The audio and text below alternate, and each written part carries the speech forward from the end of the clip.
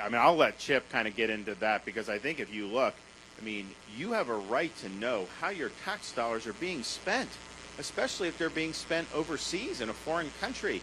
And we already know there have been tens of billions of dollars of your tax dollars spent to pay salaries for bureaucrats in Ukraine, to pay pension payments to bureaucrats in Ukraine, to fund small business ventures in Ukraine, to fund agriculture subsidies in Ukraine. And you got to ask yourself, how is that the responsibility of the American taxpayer?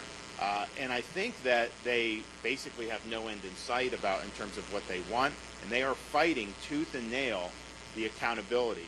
When I was back in the day, when I was in the U.S. House, I was the head of the National Security Oversight Committee, and I did the Afghanistan oversight stuff. And what happened in Afghanistan, the amount of ridiculous waste that was done was just absolutely appalling.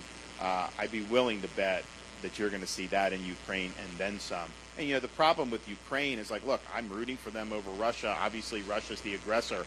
But the corruption in Ukraine is endemic, and it is real. And so when money's going over there, I mean, people are trying to get their hands on it. And I think that people in Congress that are fighting for transparency, I think, are absolutely doing the right thing.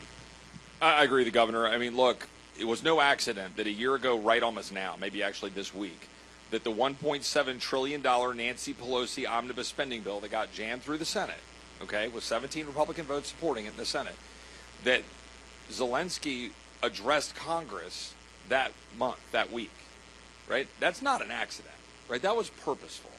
And it was no accident that Zelensky was back up at the Hill just last week. Also was on the Hill last September. So he's waging a war. I understand why he wants our support. I understand why it's in American interest that Putin not march through Ukraine and go into Eastern Europe. We've got Eastern European allies. We've got Estonia, Latvia, Lithuania, who are right there on the front lines as Eastern Europeans. They're actually upholding their end of the bargain by giving more of their GDP to try to defend and help Ukraine. Where are the Western Europeans, right? Where are those guys who are riding on the back of you, riding on the back of the American taxpayers while we borrow more money? $113 billion that we're sending over to Ukraine while we've got 300,000 a month encounters at our border, over 2 million gotaways. We don't know who they are. Like, we need to secure our border, focus on a sovereign and secure and strong America. I'm not a, never Ukrainer in the sense of saying we shouldn't be there to try to provide some lethal aid as necessary to hold the line on Putin.